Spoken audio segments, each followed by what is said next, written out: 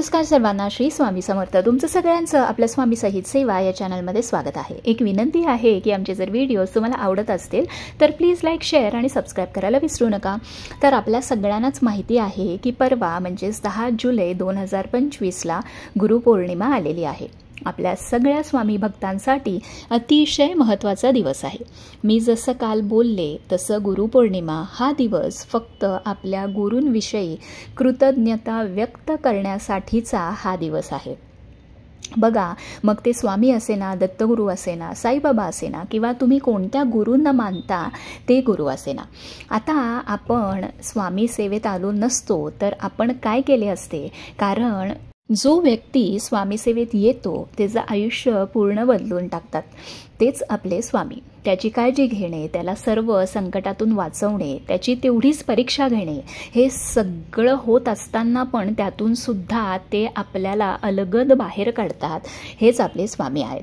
तर बघा, गुरुपौर्णिमेच्या दिवशी स्वामींची शास्त्रोक्त पूजा, अभिषेक कसा करायचा आहे, फोटो असेल तर काय करावे, मूर्ती असेल तर काय करावे, कोणती सेवा करून अभिषेक करायचा आहे, आता ज्यांनी नवीन मूर्ती आणली आहे त्याची स्थापना कशी करायची आहे किंवा प्राणप्रतिष्ठा कशी करायची आहे, ते सगळं आपण आता बघणार आहोत. व्हिडिओ पूर्ण बघा म्हणजे तुम्हाला सगळी माहिती नक्की मिळून जाईल.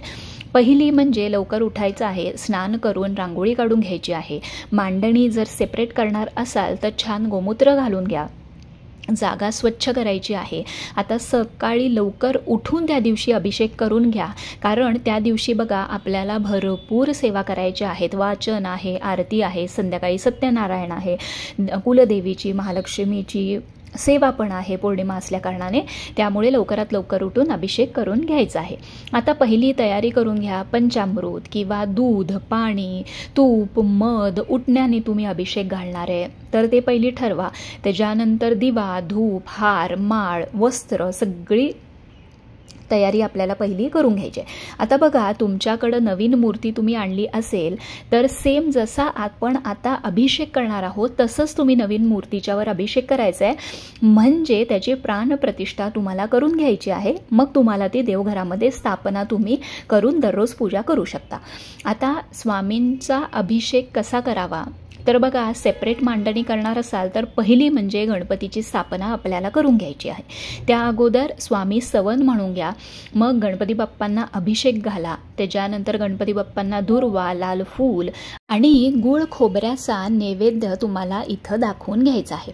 आता महाराजांची मूर्ती तुमच्याकडं छोटी असेल तर तुम्ही अभिषेक पात्र ठेवून मूर्ती खाली ठेवून तुम्ही पूजा करू शकता, म्हणजे अभिषेक करू शकता. नसेल माझ्या एवढी जर 6 इंची किंवा एवढी मोठी मूर्ती असेल तर आपल्याला साहजिकपणे पळीनेच अभिषेक करावा लागणार आहे. तर तुम्ही तुमच्याकडे जशी मूर्ती आहे तसं तुम्ही ठरवू शकता.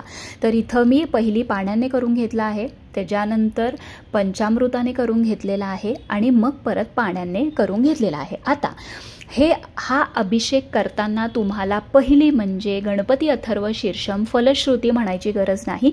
एक वेळा गणपती अथर्व शीर्षम तुम्हाला म्हणून घ्यायचं आहे. 16 वेळा पुरुष सूक्तम तुम्हाला म्हणायचं आहे. तुम्हाला अगदीच जर वेळ नसेल, कारण जॉब पण आहे, सगळं वर्किंग आहात, तर एक वेळा तुम्ही पुरुष सूक्तम म्हणा. त्याच्यानंतर एक वेळा तुम्हाला श्री सूक्तम म्हणायचं आहे, एक वेळा पवमान सूक्तम म्हणायचं आहे आणि 1 ते 9 ओव्यांपर्यंत रामरक्षा एक वेळा तुम्हाला म्हणायची आहे.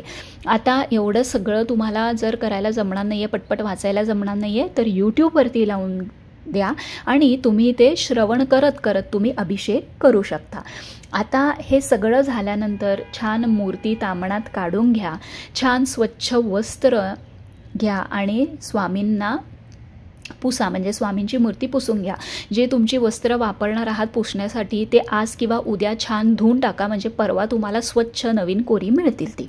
आता तुम्ही जे काही डेकोरेशन केलं आहे, मांडणी केली आहे किंवा जिथं तुम्ही स्वामींची स्थापना करणार आहात तिथं स्वामींना पहिली स्थापन करा.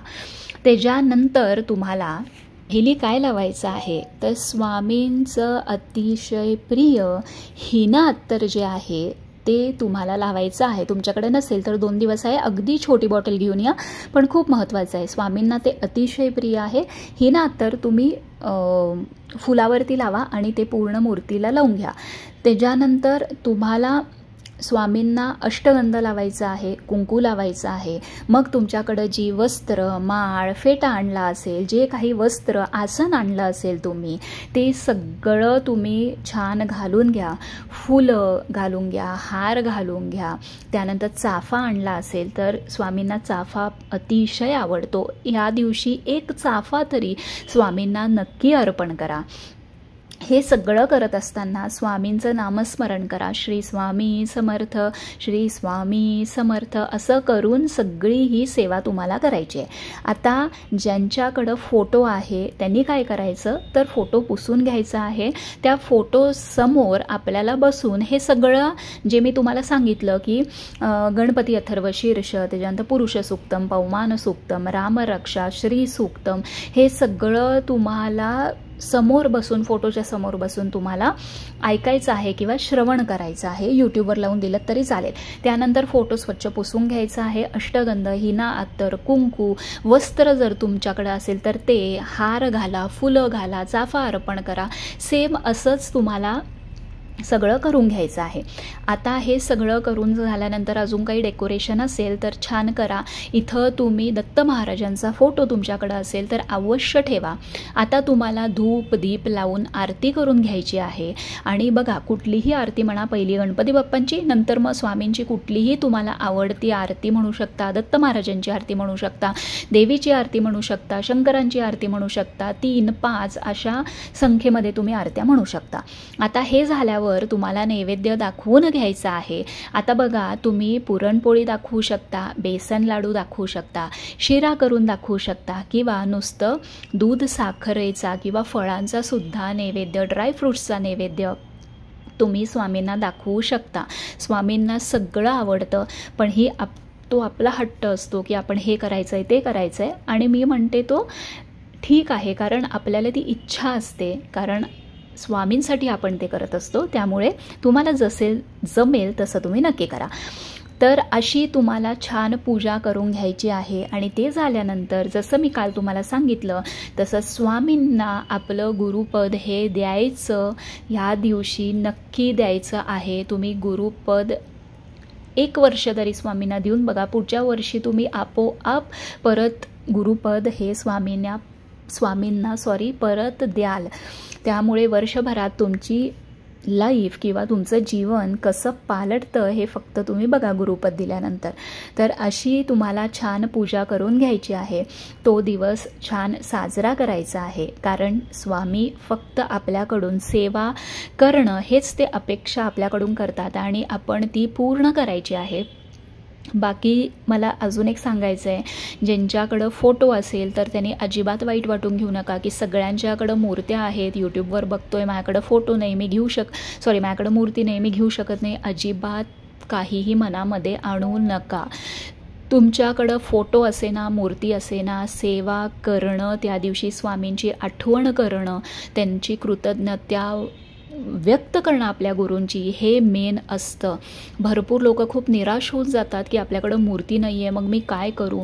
तर असं करू नका. तुम्हाला जर शक्य आहे तर आज उद्यामध्ये घेऊन या. पण जर तुमच्याकडं फोटो असेल तर हीच सेवा तुम्ही फोटोच्या समोर सुद्धा बसून करू शकता. तुम्हाला तेवढंच त्याचं फळ मिळणार आहे. तर अशी छान तुम्ही सेवा करा. जे काही नैवेद्य तुम्हाला जमेल, वर्किंग डे आहे, जसं जमेल तसं करा. संध्याकाळी जमलं तर केंद्रात, मठात किंवा दत्त महाराजाच्या मंदिरामध्ये जावा आणि तो नारळ जो आहे तो तिथं ठेवून या आणि दर्शन घेऊन या. आणि जर तुम्हाला अगदीच मंदिराच्या बाहेर कोण भेटलं तर तुम्ही फळ स्वरूपात किंवा पैशा स्वरूपात किंवा काही खाण्यास्वरूपात तुम्ही दान करू शकता. तर अशा तऱ्हेने छानपैकी गुरुपौर्णिमा साजरी करा. जसं तुम्हाला जमेल तसं करा. आणि ह्या दिवशी स्वामींना थँक्यू म्हणायला विसरू नका, कारण आजपर्यंत जो आपण जे काही आजपर्यंत जे आहे, जे केलं आहे, जे करत आहे किंवा जे अचीव केलं आहे ते फक्त त्यांच्यामुळं आहे. त्यामुळे त्यांना थँक्यू या दिवशी नक्की म्हणा. तर काही प्रश्न असतील तर कमेंट बॉक्समध्ये नक्की विचारा. श्री स्वामी समर्थ.